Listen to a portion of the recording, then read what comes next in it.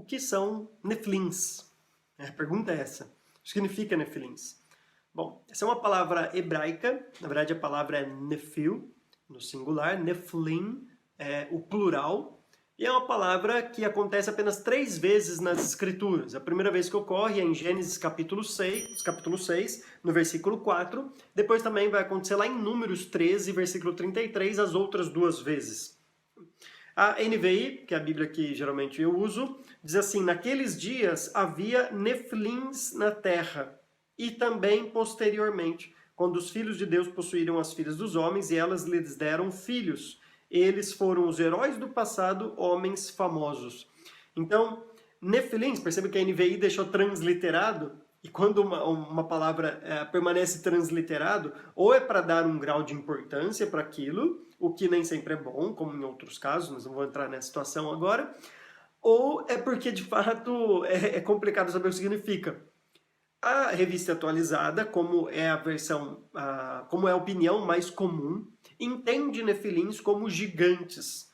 Provavelmente pessoas que tinham uma altura maior. Nós não sabemos exatamente, mas dizem os historiadores aí, né, historiadores cristãos e teólogos também, que poderia chegar aí uma pessoa a 2,5 metros, 2,80 metros, enfim, mais ou menos nessa altura, que claro, é bem acima do comum, do normal, e seria então pessoa gigante. Por outro lado, esta palavra também pode significar homens poderosos, homens notáveis, assim, que foram de fato aqueles homens extraordinários do passado.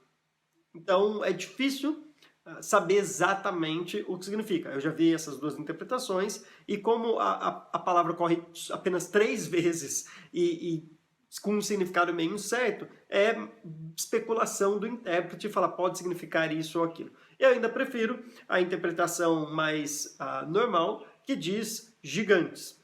Isso por causa do meu entendimento de Gênesis capítulo 6, de quem são os filhos dos homens e quem são também os filhos de Deus e as filhas dos homens aqui. Agora, interessante notar que naquela época havia nefilins na terra e também posteriormente.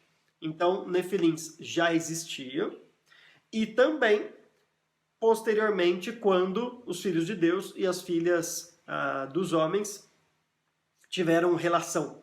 Né? Então, essas pessoas foram estes heróis do passado, homens famosos. Então, o relacionamento dos filhos de Deus com as filhas dos homens não foi o que gerou apenas nefilins. Eles já existiam e também passaram a existir, né? Talvez um outro tipo, a gente não sabe o que é isso, mas também deste relacionamento surgiram provavelmente gigantes. Então, gigantes já existiam e depois desse relacionamento também surgiram. Então, é isso que significa nefilins.